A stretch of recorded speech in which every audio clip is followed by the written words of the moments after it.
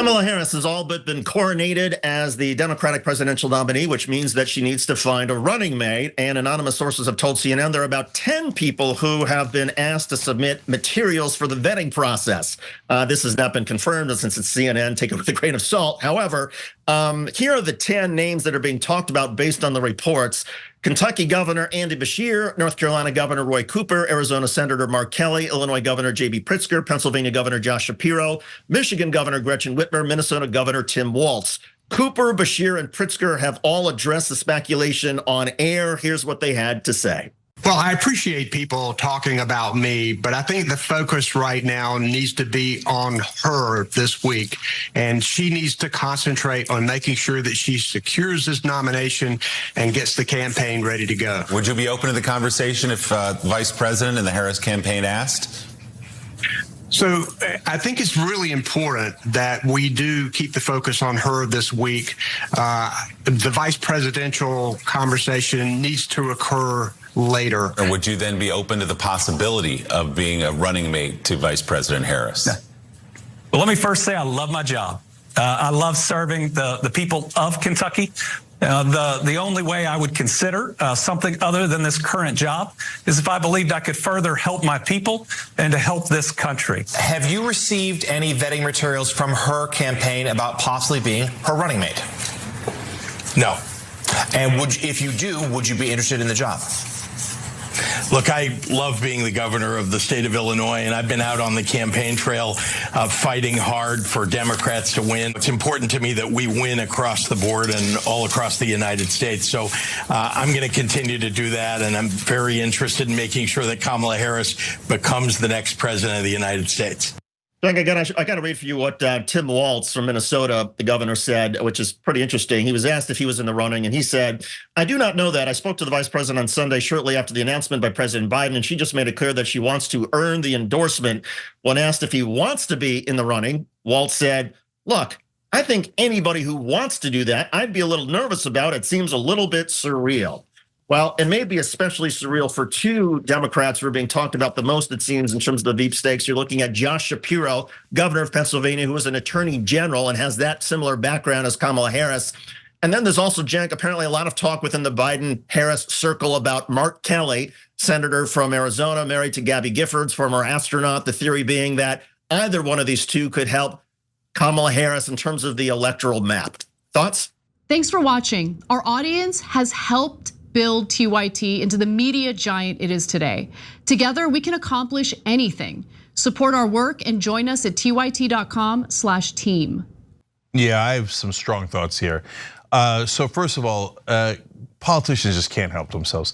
If they ask you, do you want to be vice president? The correct answer is, of course you all want to be vice president. Who are you kidding? So please spare us the BS. It insults our intelligence, okay?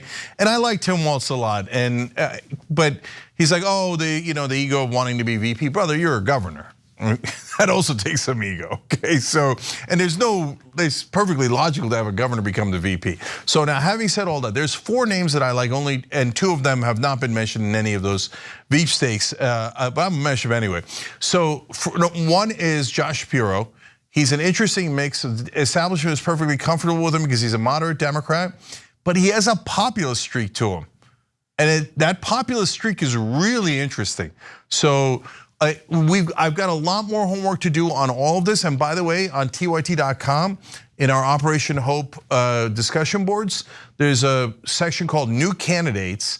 And that's where people are vetting all these candidates and having discussions about their upsides and downsides. You should check that out. We'll try to put a link in the description box below. So Shapiro's interesting. I think Tim Walz is interesting. And I'm sorry that I haven't mentioned him much before. I should have been throwing that name out there because the Democratic Party, it's not exactly the Democratic Party in Minnesota, but they have a different name for it, but has done some really interesting things. And actually economic populist things that we should all take note of. So Tim Walz is very interesting, and I'd definitely be, and we're gonna do a lot more homework on that, and I'd be interested in going that direction. The 2 that people aren't mentioning is, hey, listen, if you want a unity ticket, Bernie Sanders would bring you unity. And guys, the establishment, don't panic.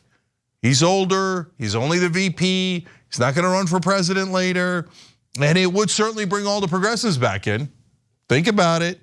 Okay, they'll never think about it. So since they won't consider that, Jamie Raskin as my compromise candidate, also unity ticket and beloved by every part of the party.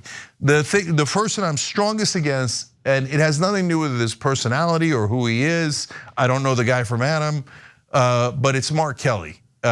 Super boring, vanilla. He's got Tim Kaine written all over him.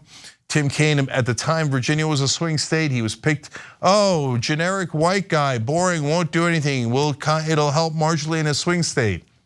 No, that is in my opinion, that's a losing attitude. And that's exactly what I said when Hillary Clinton picked Tim Kaine. I said, I'm more worried about the attitude than the pick. The VP pick doesn't matter altogether that much, but it shows you what kind of attitude they have, an aggressive one or a weak and conciliatory one. So, and Mark Kelly's also fairly well known for doing whatever donors ask him to do. So that's two giant strikes against him, in my opinion. One last thing, David. The minute that it became clear that Kamala Harris was going to get the nomination, everybody stopped talking about Reverend Warnock and Wes Moore. We're too obsessed with demographics. Governor Wes Moore in Maryland is a really exciting young governor for the Democrats. But since he's black and Kamala Harris is black, people just stop talking about him. Don't do that. Give everybody a fair chance. I don't give a damn what their race is in either direction. So they should definitely be considering some young, successful governors like Wes Moore too. Well, and one thing that I would hope that Kamala Harris might at least consider, they probably won't because it's the Democratic Party, but maybe take a page out of Donald Trump's playbook in 2020 or even 2016, and that is at the convention, name some of the people who are going to be in your cabinet. I mean, by the convention, we're going to know who the VP is, but I think Democrats would be super excited if you said, okay, Bernie Sanders is now going to be in charge of the Department of Labor or Treasury Secretary, and you're going to have Wes Moore who's going to be in the cabinet, and you sort of go through and say, here are all the people that are going to surround Kamala Harris. To me, that's what gets everybody super excited, as well as, yes, for all of us who love Bernie Sanders and Jamie Raskin, to envision them having the ear of Kamala Harris, not just as a member of Congress, but as a member of her cabinet, her inner circle, if you will. I think that's a way to build up even more Democratic enthusiasm without having to put them on the ticket. And if you do feel like, well, I've got to go with Josh Shapiro because I really need Pennsylvania, and I know him from when he was Attorney General, and it's a good match, great. But let's not forget there are ways you can excite Democrats beyond just the vice presidential pick. I couldn't agree more. I've been saying this for at least 3 cycles. Name your cabinet. People think, oh no, that'll give the other side more targets. No, it gives you more airtime. And it gets people excited. They might figure out what Tim Walz has done in Minnesota and get super jazzed about it. And it gives people a reason to say, hey, you know what? Maybe I'm lukewarm on Kamala Harris, but Jamie Raskin is going to be in her cabinet. I love Jamie Raskin. So I think that is definitely the right way to go. But I'd be surprised because the Democrats are usually very, very cautious.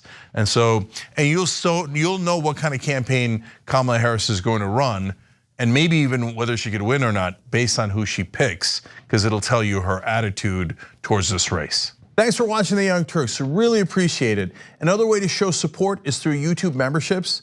You'll get to interact with us more. There's live chat emojis, badges. You've got emojis of me, Anna, John, JR, so those are super fun. But you also get playback of our exclusive member-only shows and specials right after they air. So all of that, all you gotta do is click that join button right underneath the video. Thank you.